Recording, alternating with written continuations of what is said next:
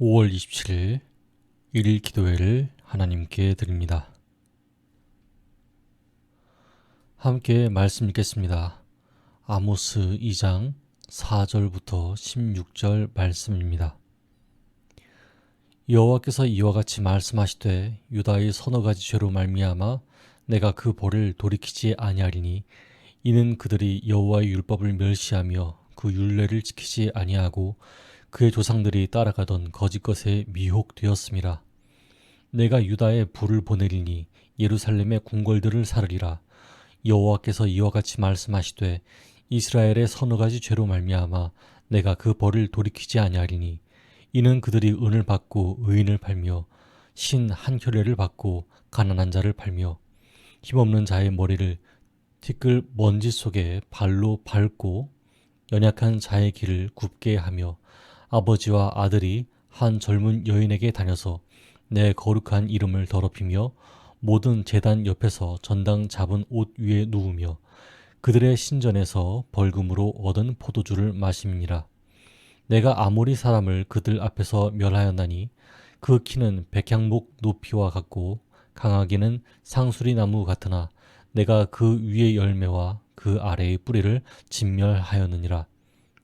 내가 너희를 애굽 땅에서 이끌어내어 40년 동안 광야에서 인도하고 아모리 사람의 땅을 너희가 차지하게 하였고 또 너희 아들 중에서 선지자를 너희 청년 중에서 나실인을 일으켰나니 이스라엘 자손들아 과연 그렇지 아니하냐. 이는 여호와의 말씀이니라. 그러나 너희가 나실 사람으로 포도주를 마시게 하며 또 선지자에게 명령하여 예언하지 말라 하였느니라. 보라, 곡식단을 가득히 실은 수레가 흙은 누름같이 내가 너희를 누르리니 빨리 다른 박질 하는 자도 도망할 수 없으며 강한 자도 자기 힘을 낼 수 없으며 용사도 자기 목숨을 구할 수 없으며 활을 가진 자도 설 수 없으며 발이 빠른 자도 피할 수 없으며 말 타는 자도 자기 목숨을 구할 수 없고 용사 가운데 그 마음이 굳센 자도 그날에는 벌거벗고 도망하리라. 여호와의 말씀이니라. 아멘. 오늘 우리의 예배와 기도를 받으시는 하나님을 뵙습니다. 말씀을 나눌 때 하나님의 임재가 우리 가운데 있기를 바랍니다.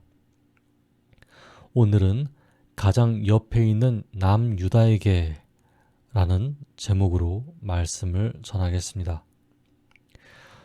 저는 고등학교 때 단 한 번 숙제를 해오지 않아서 혼이 난 적이 있습니다.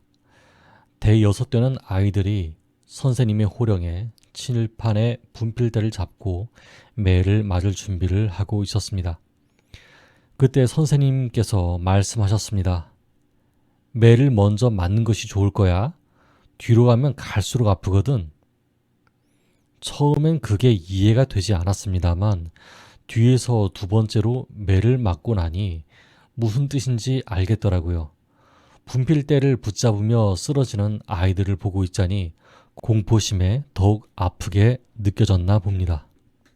그런데 선생님의 이 말은 매는 먼저 맞아라 라고 하는 의미일까요? 아니면 다음부터 숙제 잘 해와 라는 말일까요? 여러분께서는 아시리라 믿습니다. 아모스의 첫 부분은 주변국들의 예를 들어 북이스라엘을 징계하시는 하나님을 보여줍니다. 이스라엘 주변에 있지만 먼 나라에서부터 그리고 가장 가까운 나라까지 그 죄악대로 징계하시는 하나님을 보여주고 계시지요. 북이스라엘은 마지막 매를 맞는 아이처럼 분필대를 잡고 오들오들 떨고 있습니다. 이제 북이스라엘과 가장 밀접한 남유다에게 임한 진노가 아모스의 입을 통해 전달되었습니다. 2장 4절입니다. 여호와께서 이와 같이 말씀하시되 유다의 서너 가지 죄로 말미암아 내가 그 벌을 돌이키지 아니하리니 이는 그들이 여호와의 율법을 멸시하며 그 율례를 지키지 아니하고 그의 조상들이 따라가던 거짓 것에 미혹되었습니다. 아멘. 의외로 남유다의 행위는 간단 명료하게 명시됩니다. 여호와의 율법을 멸시하며 그의 조상들이 따라가던 거짓것, 즉 우상 숭배를 했다는 것이죠. 그러나 그에 대한 심판은 파격적입니다. 예루살렘의 궁궐들을 사르리라는 말씀 때문입니다.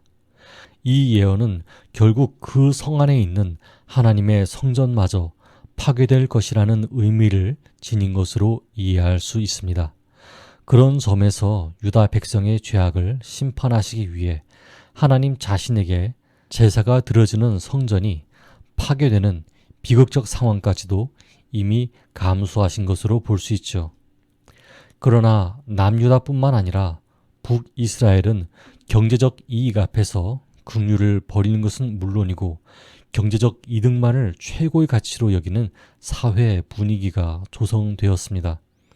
마침내 그들은 의와 불의를 구별하지 못하는 지경까지 이르렀습니다. 마침내 하나님께서는 진노하셨습니다. 2장 6절부터 8절 말씀입니다. 여호와께서 이와 같이 말씀하시되 이스라엘의 서너 가지 죄로 말미암아 내가 그 벌을 돌이키지 아니하리니 이는 그들이 은을 받고 의인을 팔며 신 한 켤레를 받고 가난한 자를 팔며 힘없는 자의 머리를 티끌먼지 속에 발로 밟고 연약한 자의 길을 굽게 하며 아버지와 아들이 한 젊은 여인에게 다녀서 내 거룩한 이름을 더럽히며 모든 제단 옆에서 전당 잡은 옷 위에 누우며 그들의 신전에서 벌금으로 얻은 포도주를 마심이니라. 아멘. 지금까지 이방 민족들과 유다의 죄악을 한두 가지만 언급했습니다. 그렇지만 북이스라엘의 죄목은 네 가지나 언급합니다. 첫째는 자국민의 인신매매, 둘째는 가난한 자에 대한 압제, 셋째는 성적 타락, 넷째는 채무자에 대한 착취 등입니다. 하나님께서는 이러한 북이스라엘에게 하나님 자신이 지금까지 어떻게 하였는지를 세세하게 말씀해 주십니다. 하나님께서는 연약한 이스라엘을 위하여 강력한 아모리 사람을 진멸하고 애굽에서 끌어내고 광야에서 인도하고 가나안 땅을 내주셨습니다. 이제 남유다와 북이스라엘로 갈라졌을 때에도 하나님께서는 북이스라엘에게 선지자와 나실인들을 세워주셨었지요. 그러나 북이스라엘은 나실인들을 유혹하여 서약을 깨뜨리도록 하고 하나님의 메신저인 예언자를 침묵하게 만들었습니다.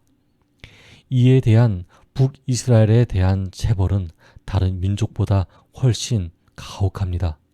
하나님께서 더 이상 불을 보내지 않고 직접 심판하시기 때문입니다. 이스라엘은 하나님의 체벌에서 도망할 수 없습니다. 13절부터 16절을 읽어보겠습니다. 보라, 곡식단을 가득히 실은 수레가 흙을 누름같이 내가 너희를 누르리니 빨리 다른 박질 하는 자도 도망할 수 없으며 강한 자도 자기 힘을 낼 수 없으며 용사도 자기 목숨을 구할 수 없으며 활을 가진 자도 설 수 없으며 발이 빠른 자도 피할 수 없으며 말 타는 자도 자기 목숨을 구할 수 없고 용사 가운데 그 마음이 굳센 자도 그날에는 벌거벗고 도망하리라. 여호와의 말씀이니라. 아멘. 여러분, 오늘도 하나님은 우리를 향해 신실한 모습으로 서 계십니다. 그러나 각자의 죄로 인한 심판은 결코 피할 수 없는 것임을 깨닫게 하십니다. 저와 여러분은 때로 자신이 아닌 죄가 더 많아 보이는 사람을 향해 손가락질하면서 묻습니다. 이에 신약의 누가복음 13장을 언급해 보겠습니다. 누가복음 13장 1절부터 3절입니다. 그때 마침 두어 사람이 와서 빌라도가 어떤 갈릴리 사람들의 피를 그들의 제물에 섞은 일로 예수께 아뢰니 대답하여 이르시되 너희는 이 갈릴리 사람들이 이같이 해 받음으로 다른 모든 갈릴리 사람보다 죄가 더 있는 줄 아느냐? 너희에게 이르노니 아니라. 너희도 만일 회개하지 아니하면 다 이와 같이 망하리라. 여러분, 사람이 자기 행위가 깨끗한 줄로 보일지라도 그 심령을 감찰하시는 이는 하나님이십니다. 여러분, 그러므로 예수 그리스도를 마음에 받아들이시길 바랍니다. 예수 그리스도가 아니면 사람은 저마다의 양심만 의지할 수밖에 없습니다. 스스로의 힘으로만 가시겠습니까? 아니면 기꺼이 도우시는 예수님을 의지하시며 가겠습니까? 여러분, 다시 의지하시기 바랍니다. 다시 예수님을 받아들이시기 바랍니다. 그러므로 수치스러운 길이 아닌 참 진리의 길 가시는 저와 여러분 되기를 바랍니다. 그러므로 오늘은 이렇게 기도하면 좋겠습니다. 첫째, 하나님의 오래 참으심은 회개가 아니고서 누릴 수 없습니다. 이를 되새기며 살게 해달라고 기도합시다. 둘째, 자신의 의로움을 의지하는 것보다 예수님을 의지하는 것이 얼마나 기쁜 것인지 진정 알게 해달라고 기도합시다. 함께 기도하겠습니다.